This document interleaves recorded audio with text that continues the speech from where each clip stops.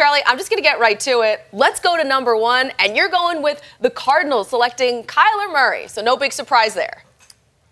No, hey, Kingsbury, you got your guy. Here comes the air raid. 5'10" and all. But this guy makes every throw in the book, short, deep. He's athletic. He'll be able to get outside the pocket and make throws. Going to be an exciting player to watch with Cliff Kingsbury as a rookie head coach. So Cliff and Kyler together at last. Then we go to the second pick with the 49ers, and they get their guy, Nick Bosa. Absolutely. They've been trying to get a defensive end on the outside in the draft, and they haven't been able to do it. They can rush the passer. Bosa falls to him right here. Now, on the other side, you got D Ford. D Ford, to me, is a number 2 rusher. This guy's your number 1 rusher. In that defense, you want to go with 4 men to rush and be able to defend with the zone. They finally are able to play the scheme they want to play. Bosa's going to have a great year. So the Niners, they continue to build that pass rush. Then at number 3, the Jets are up, and they grab Josh Allen. Well, the for sale sign is up, but there's no takers. Nobody wants to move up to 3 and give up anything. But guess what? The Jets need a pass rusher, outside linebacker, defensive end. Greg Williams plays every defense, he tells us, and this guy can play every defense on the outside to rush the passer. Here comes the sack exchange again in New York. I love this, him teaming up with Leonard Williams. That is going to be a force. So who might the Raiders be picking at number 4? So Rashan Gary, he goes to the Raiders with that 4th pick. So why are you going there with the Michigan man? Why is he a good fit, Charlie? Well, I'm going with needs. They absolutely need a defensive end. In fact, they need 2 defensive ends. So we got to start with 1. I don't think they can get a defensive end pass rusher in the late 20s where they're picking. Now, Rashan Gary, the guy has all the skills to do that. You look at the tape this year, you'd like more production, but he played with only 40% strength in his shoulder. He played tough, he played physical. You got the Cincinnati Bengal defensive coordinator there, and you got your head coach, Gruden. Both of them have taken players that have potential and that may not have been the greatest producers in the world. Carlos Dunlap in Cincinnati. This guy's a lot better than him coming out of college. A little bit of a risk, but he's got all the talent in the world. And by the way, if they don't take him, the Giants will take him at 6. What's the difference between 4 and 6? That's true. Okay, so Bucky, let's get your take on this one. Why is Rashan Gary? Do you think he's a top 4 pick, and do you like the fit? I don't necessarily think he's a top 4 pick based on his production, but as a projection, yes, because athleticism, he has all the traits. You think of his length, his speed, his quickness, the strength that he's displayed on tape, he certainly is there. I think the big thing for the Oakland Raiders, do they have the coaches that can get the talent out of him and allow that production to do it? I'm going to go on the record and say yes. Mike Turgovat, Brenson Buckner, 2 guys that I was with the Carolina Panthers, they have been known to really coax that kind of talent out of guys that may have been known as underachievers. I think they will teach Rashan Gary how to play and how to play at a high level in Oakland. Okay, so when you watch him play, Lance, who does he remind you of that's a current player? Well, he reminds me a lot of Ezekiel Ansah. And I think this comp really is born from where they were coming out out of the draft at the same time. Where Gary is now and what he is and what Ezekiel Ansah was coming out. Coming out, Ezekiel Ansah was a big, explosive traits guy that had all this potential. He just needed more production. But you saw the flashes. And that's what you continue to see. You saw more production with Ansah as he progressed in the NFL. With Rashan Gary, it's the same thing. You see the flashes, you see the traits, you see the explosiveness, and I could see a similar career trajectory with Rashan Gary. So I think he really comps favorably to Ezekiel Ansah, but both guys had to really elevate their game once they got into the league. We saw Ezekiel Ansah do it. Now let's see if Rashan Gary can do it. I'm sure defensive coordinator Paul Guenther would be happy to hear that after losing Khalil Mack. Now let's move on to the Bucs at number 5, and they get their man from LSU, Devin White, Charlie. Well, they need a lot of things on defense. They can use everybody on defense. But what I like about White is instincts. This guy can find the football. He'll come downhill and make the play. He'll get to the outside to make the play. He can run with receivers. The guy can do everything as an inside linebacker. Excellent instincts, though. I love this. After Quan Alexander leaves, they just get another LSU guy to fill right in. Then at number 6, the Giants are up on the board, and they go for their man, Quinnen Williams. Hey, Dave Gettleman, he's doing jumping jacks up there, the old Springfield College phenom. Guess what? This is the best player on their board at this point. He's always going to go with the best player. They need help defensively, inside and outside. This guy is a top pick. Some people might even put him as the best defensive lineman in the draft. Rushes the passer, can play the run. Yep, he can do it all. So there you see picks 1 through 8 up there on the board. Kyler off the board first, followed by 5 defensive players. Jacksonville grabbing offensive tackle Juwan Taylor. But what is up for number 8? Uh-oh. Is this a trade? I think so. We got a trade coming up, Charlie. The Panthers moving up to 8. The Lions move back to 16. So who do you like here? Well, I'll tell you what, it's Montez Sweat from Mississippi State. Why make the trade? The pass rushes are flying off the board. You better get one. Now, all of a sudden, you're not going to get one back where you do. So you make a trade with Detroit. Detroit like to get a corner. Better value back there. Sweat, speed on the outside, athletic ability, has hand use, can get inside, can take all the moves you want as a pass rusher. Definite threat. Hey, Julius Peppers, he couldn't play forever. No, not at all. 4.41, too. That speed is incredible. Would the Panthers do this, Lance? Yeah, I think it's conceivable, to be honest with you, because Sweat is one of those guys who's in that tier, a higher tier. And then when you look at the way the board lays out, you do see, as Charlie mentioned, a little bit of a run on those a lot of a run on those pass rushers. So when they were set to draft, I don't think there would be that pass rusher available. Montez Sweat can stand up. He can rush with a hand in the ground. We saw he's an explosive athlete, tested off the charts, and really is an ascending talent. He's got 2 straight years of plus production in the SEC as a rusher. What's not to like about that profile as a rusher? Yeah, and his stock really rose, too, at the Senior Bowl and the Combine. What do you like him? Why do you like him, and what makes him so valuable? He checks off a lot of boxes in what you look for in an edge rusher. He's long, he's rangy, he's athletic, has terrific first-step quickness. There you see him get off the ball. Quick dip and rip. He's able to take the quarterback down. You're talking about someone in the last 2 years who has 22+ sacks and is able to consistently do it. There you see the hand skills working and outmaneuvering. It's uncommon to find someone who plays as hard as he does, who also has the athleticism. Here you see him ID the quarterback, finds him, tracks him down.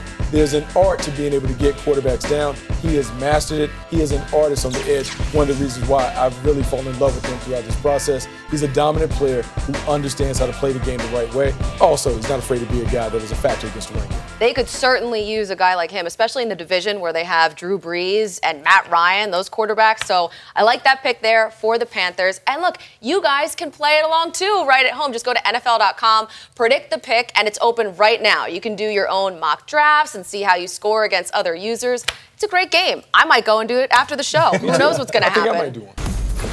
All right, here's a recap of the first 8 picks. 5 of the first 8 are defensive linemen. Then Kyler Murray and Juwan Taylor, of course, are the only offensive players off the board. No big surprise there.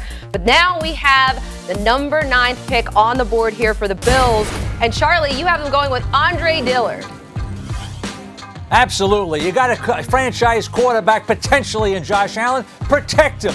Dillard's the best pass blocker in this draft, and he's a left tackle. You put him there, and then you move Deion Dawkins over to the right side, where I think he'll be a better pass blocker than he is on the left side. Yep, you got to protect Josh Allen. So now we have the 10th pick, and Charlie, I can't wait for this. So Charlie, you have TJ Hockenson going to the Broncos at 10, and look, we know that Joe Flacco, he loves a tight end, right? Absolutely. In fact, our great statistician, Eric Lemus, came up with this stat. Guess what? His higher passer rating to any position is tight end. Throw it to the tight end, Joe. The heck with everybody else. Eric's stats prove that's what you do best. Now, here he is. He's an all-do tight end. Guy can block. He can catch. He can run. He can get open. He's got great hands. You can line this guy up at tight end. H-back. Put him out receiver. He's a mismatch for everybody. Flacco's got his inside receiver. Let's go, Joe.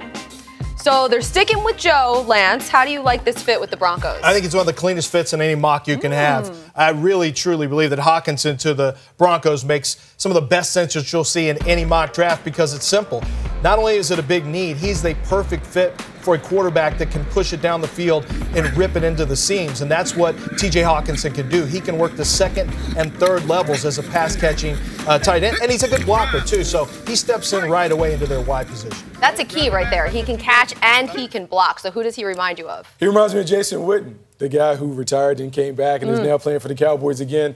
He is a carbon copy of what Jason Witten has been able to do for the Dallas Cowboys for years. He's an old-school throwback tight end, Y, meaning he can block in line, he can run routes over the middle of the field. He will be able to develop that Y option route that Jason Witten has been able to make famous in Dallas. I just love T.J. Hockenson. I think he's a dominant player. He is one of my gold jacket guys as well. Ooh, gold jacket guys. Yeah, okay. I like to issue those things out. Hey now. Here's a jacket for you. for you. So Hockenson, he joins Emmanuel Sanders and Cortland Sutton there in Denver. Here we have picks 9 through 16. Devin Bush, he's gone, going to Cincy at 10 after Vontaze Burfict is no longer there. Then Cody Ford going to the Packers, the guy many people saw. Uh-oh, it's a trade alert, guys. That's right, number 13. We got the Giants trading up, Charlie, and who are they getting?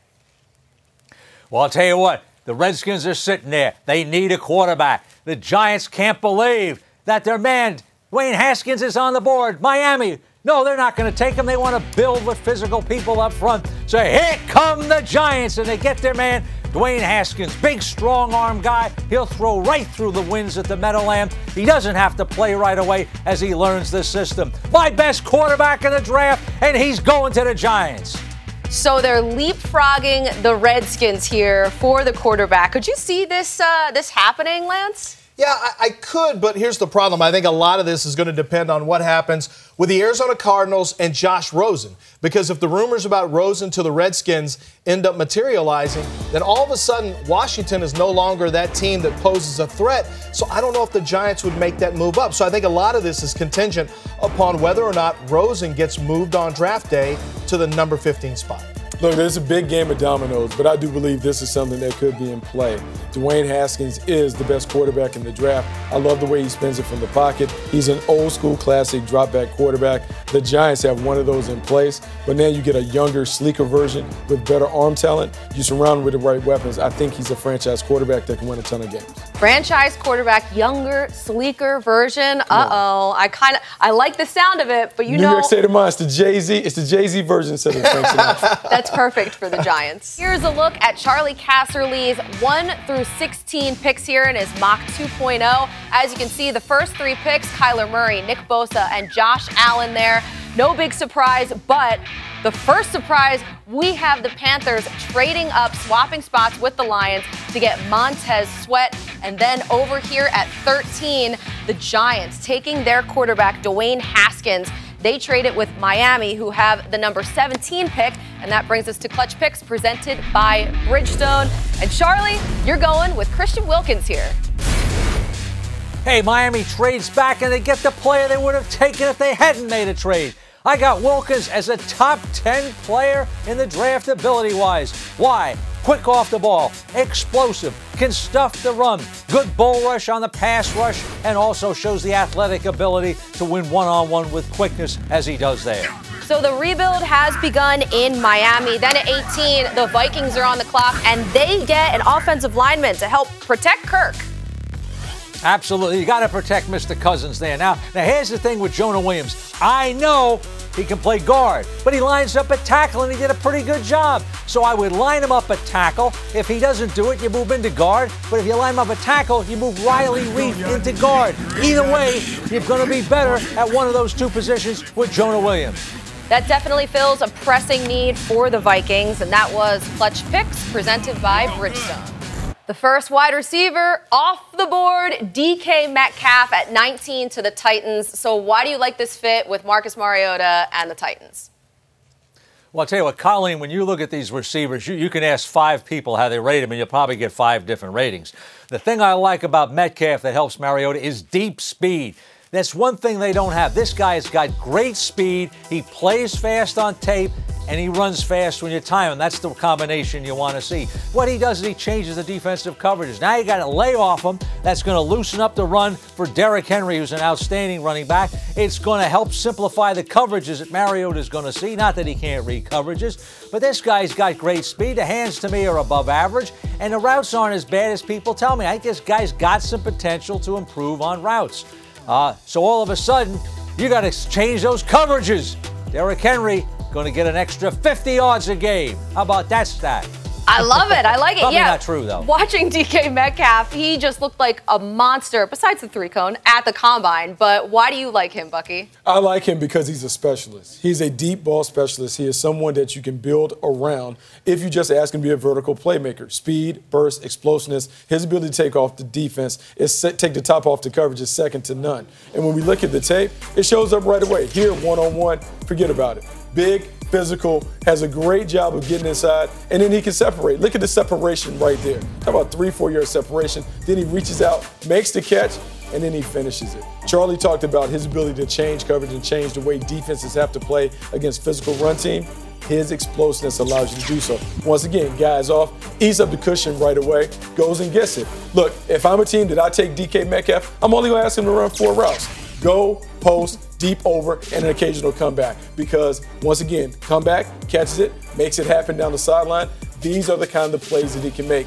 Don't draft him and try and make him a #1 receiver. Allow him to be the vertical playmaker and threat that he is. You do that, you'll score a lot of touchdowns, and your running back will be very, very happy. And you help out your quarterback, too. I mean, the fact that Corey Davis is sort of their #1 right now, so they definitely need some more weapons. Who do you compare him to, though, when you watch his play? Well, and now he's got rare height, weight, speed, right? And the rare height, weight, speed is going to be Josh Gordon. That's the physical comp. But when you look at how he could impact the game, I'm going to go a little off the grid here and go with the player in my hometown in Houston, and that's Will Fuller. And what Will Fuller's been able to do for the Houston Texans offense is his speed and the ability to get vertical has really helped the Texans running game. And, of course, he offers an explosive playmaker down the field. So you get the chunk plays down the field, but the real hidden gem here is that it really pushes safeties off the line of scrimmage, which helps the wide receiver on the other side, DeAndre Hopkins in that case, and it also helps the running game. It pulls his safeties out of the box and has an impact. And that's why when Charlie mentioned the fact that you could see all those extra yards for Derrick Henry, it makes a lot of sense to me. Yeah, I love it. I love this pick for John Robinson's squad. That's a good one. Let's take a look, though, here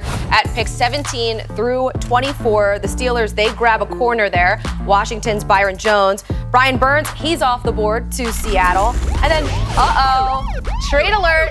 The Eagles, they trade up, and they're trading for a lineman, Charlie. Absolutely. Hey, the reason they won the Super Bowl, not Nick Foles, though he did play well, it was the offensive line. They were outstanding.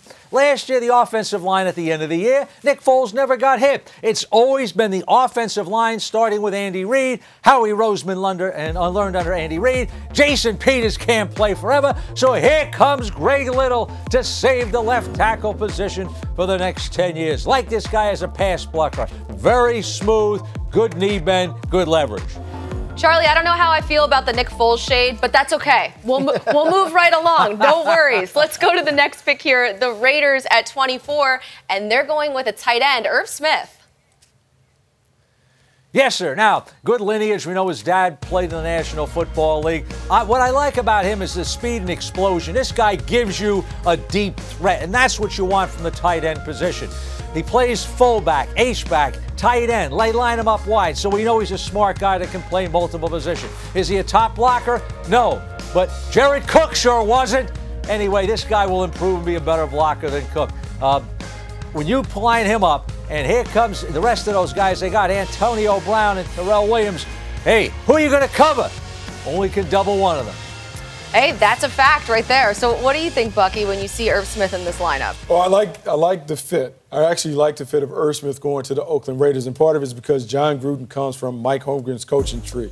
And anyone who knows Coach Holmgren, knows the West Coast, knows that the tight end is a critical part of that offense. You have to be able to work the middle of the field. And when I think about AB being on one side, Terrell Williams being on the other side, and then they're eventually going to get a feature back, the Y is going to be the easiest way for them to exploit mismatches. Irv Smith is a guy that can do it because he's an athletic freak. He does a great job of being versatile, can do a variety of different things on the inside. He is someone that can be a difference maker in Oakland. Yeah, and I think what you talked about is the mismatch. That's what's critical here is he allows you to change what you do personnel-wise from a grouping standpoint. You come out looking like you're a two tight end set at 12, and then all of a sudden he's flexed out in the slot, he's flexed out wide, he's in the backfield as a fullback. It really allows you the versatility with your personnel groupings to come out with different formations, and I think formation other teams into difficult matchups.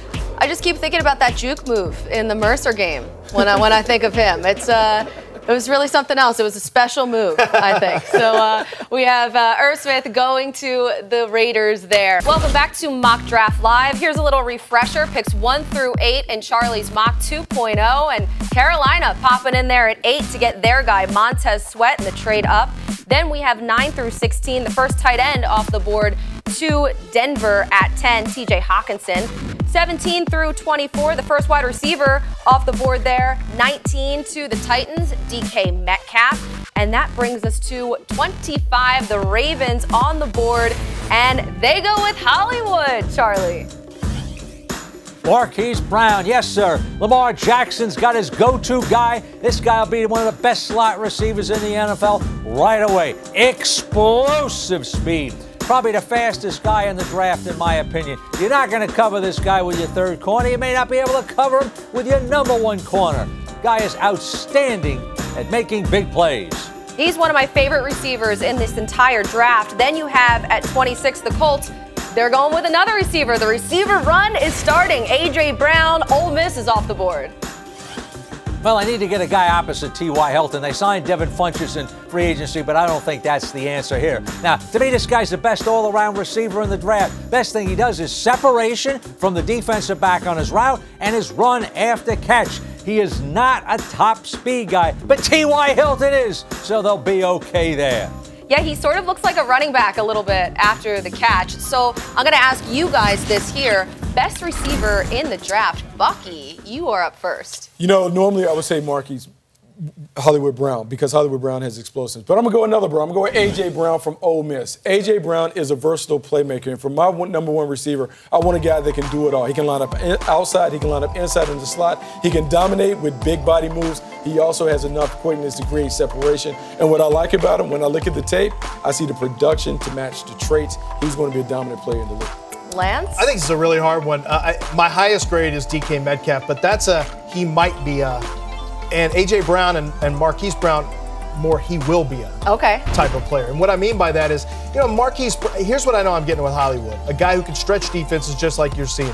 He can really run. I don't need him to run a 40 to know that he's a sub-4 440 guy. He's that fast. He's going to stretch the field like Will Fuller, who we talked about earlier. But the other thing he can really excel at is the catch and run underneath. So you got a guy who can work the third level and the first level equally impressively. And I think what that does for NFL teams right now is it gives them a player who is an instant weapon on the field. He's just a little smaller. That's my problem. And that gives Lamar Jackson a guy to work with as he sort of incorporates some more things into his style of play, like throwing the ball. Well, actually, when you push the ball down the field, Hollywood Brown certainly can stretch the field. All right, now let's get to Scouts Market, presented by Nationwide and Daniel Jones.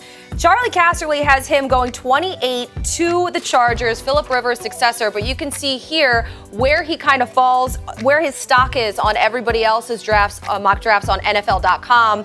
And DJ had him slipping out of the first round. Bucky had him 17 to the Giants. MJD agrees with Bucky. Peter also did not have him going in the first round. So, Charlie, what makes Daniel Jones the most pro-ready quarterback in this draft? 2 words, vision and anticipation. Vision, I define as being able to read your receivers and your progression, 1 to 2 to 3. You see the blitz, bang, you got it out there, and you hit it to the hot receiver. Now, anticipation, throwing the ball before the guy makes the break, seeing the blitz and getting it out quick. That guy's outstanding in both of those things. Guess what? What wins the National Football League? Vision and anticipation from a quarterback. I think the guy, that's why I say he's the most pro-ready quarterback in this year's draft. Welcome back to Mock Draft Live. A look here at picks 1 through 8 in Casserly's 2.0 draft. Pretty standard at the top, and then we have at number 8 the Panthers trading up to get Montez Sweat. Picks 9 through 16, we have 2 offensive tackles, the second quarterback off the board as well, with the Giants trading up to 13. 17 through 24, we got teammates off the board from Mississippi, DK Metcalf and Greg Little. And then the Bama boys are gone, Jonah Williams and Irv Smith. 25 through 32, there you have it. Drew Lock is a Patriot to close out round 1. All right, so we got Drew Lock there. So why do you like him to the Patriots, Charlie? I think he's too good to pass up here. They have needs at tight end, pass rusher, wide receiver. But to me, this guy would be the highest graded guy on my board. Now, I do think this guy has a future to be a starter in the league. I feel confident about that. He has very good arm talent. He's athletic. He has a nice touch on the deep ball. I thought he made good decisions in the games I watched. And yeah, he'll spray some balls every now and then, but I wouldn't say he's an inaccurate passer. Now, you got the guy for 5 years. Brady will be 46 by then. He's bound to retire at that point.